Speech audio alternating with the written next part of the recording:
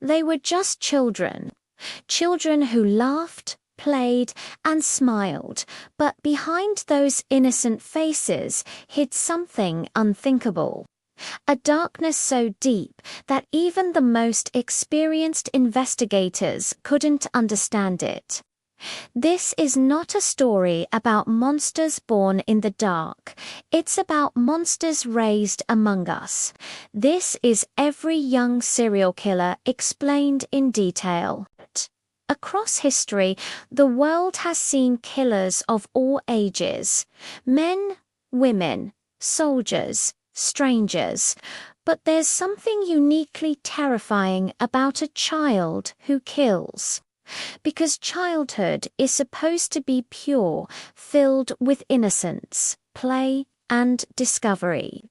So when a child chooses death over compassion, it shakes the very foundation of what we believe about human nature. Psychologists call them juvenile offenders, but the truth is far more chilling. They are young serial killers. Not one-time murderers, not impulsive accidents, but calculated, repeated killers who planned, hunted, and killed again.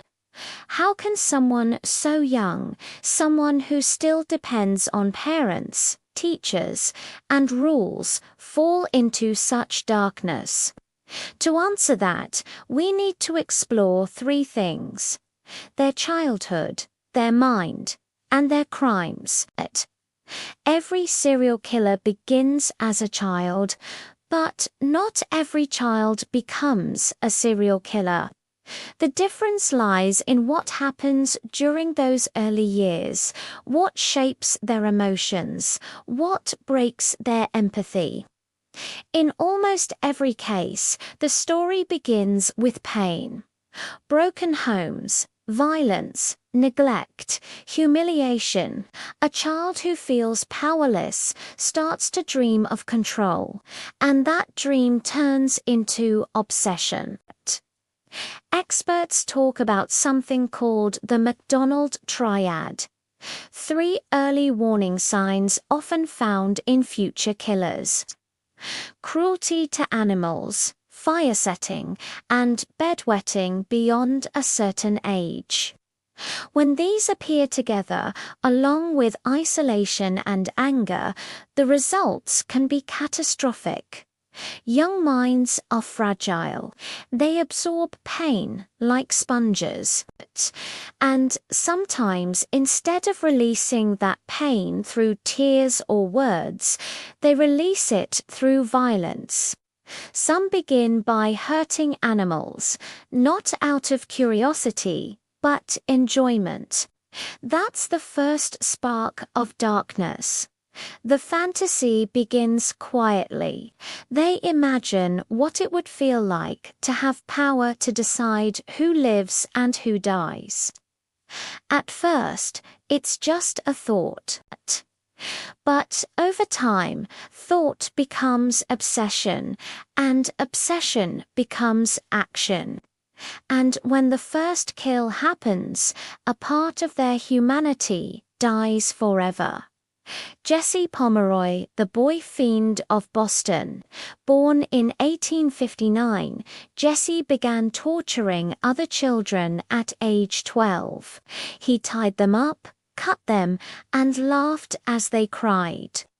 People thought he was just disturbed. Then, at 14, he murdered 2 children brutally. When police caught him, he showed no remorse, only curiosity. He asked, "Am I really as bad as people say?" He spent 58 years in solitary confinement, the youngest prisoner in Boston's history. Mary Bell, the girl who smiled while she killed, 1968, Newcastle, England. Mary was only 11 when she strangled 2 little boys, one aged 4, the other 3. At her trial, psychologists revealed a life of abuse and neglect. Her mother had tried to kill her as a baby. Mary said she killed because she wanted to see what it felt like. Her smile in court chilled the world. She was released at 23 and given a new identity. Craig Price, the Warwick slasher. 1989, Rhode Island. At 13, Craig killed his first victim, a neighbor. By 15, he had murdered 4 people, including a mother and her 2 daughters. When police arrested him, he mocked them, laughed, and said, "You can't stop me. I'm already a legend." Because of his age, he couldn't be sentenced to life. He was eventually released and reoffended again. Eric Smith, the red-headed killer, a quiet 13-year-old from New York, bullied, rejected, and alone.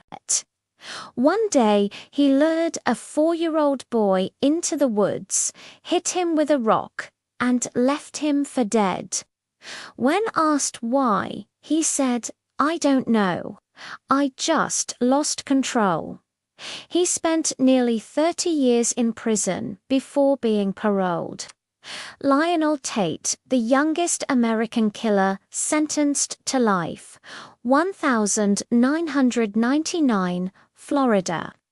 A 12-year-old boy killed a 6-year-old girl during what he called a wrestling match, but her body showed brutal injuries, skull fractures, broken bones, torn organs. He was sentenced to life in prison, later released, and arrested again for new crimes. Alyssa Bustamante, the girl who wanted to know what killing felt like. 2009, Missouri. 15 years old, she dug 2 graves behind her house before luring a 9-year-old neighbor into the woods and strangling her. In her diary, she wrote, "I just killed someone. It was amazing. Her only regret that she didn't get to do it again." She was sentenced to life in prison. Joshua Phillips, the boy who hid a body under his bed, 1098, Florida. At 14, he killed his 8-year-old neighbor and hid her body beneath his mattress for a week. His mother discovered it after noticing a strange smell. He claimed it was an accident, but investigators disagreed. He was sentenced to life without parole. John Venables and Robert Thompson, the murderers of James Bulger, 1993, England. 2 10-year-old boys kidnapped a toddler from a shopping mall.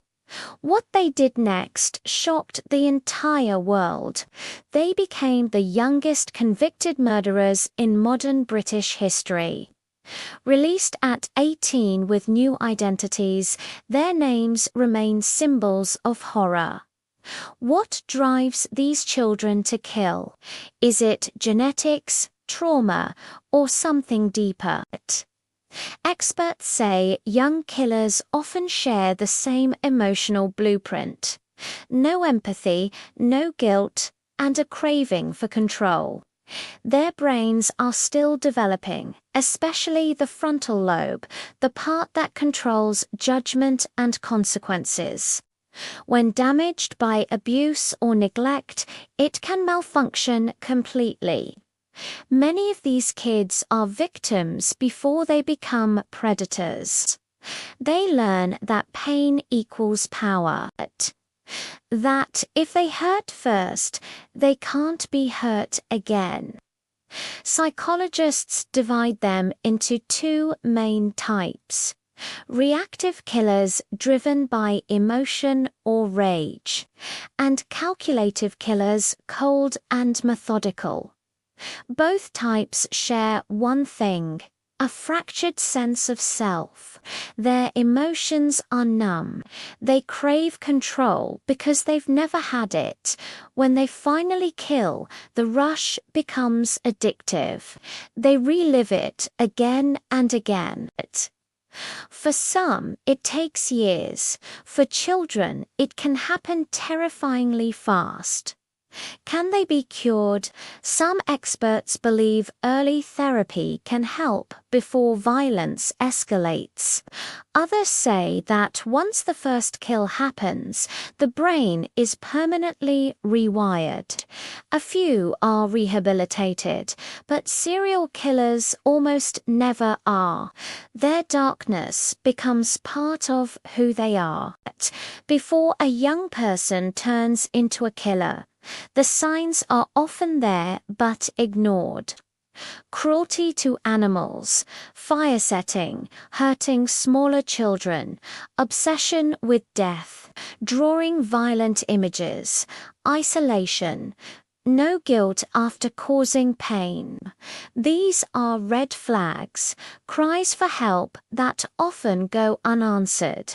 If someone notices early, lives can be saved, both theirs and others.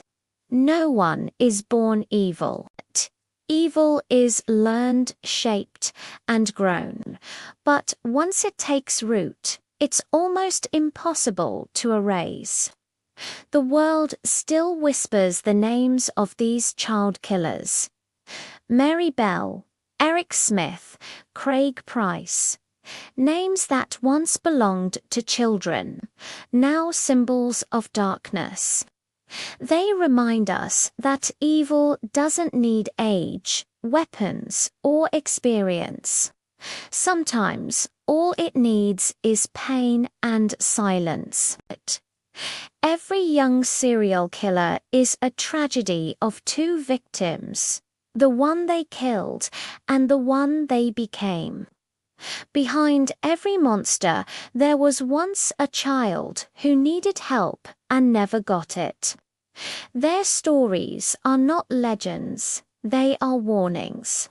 Warnings that darkness doesn't wait until adulthood. It grows quietly, in lonely hearts, in children who learn that pain is the only way to be seen. Understanding them isn't about sympathy, it's about prevention. Because if we learn from their stories, maybe we can stop the next one before it begins. This is World Explicable, where knowledge turns fear into awareness. Subscribe for more stories that uncover the hidden truths of our world.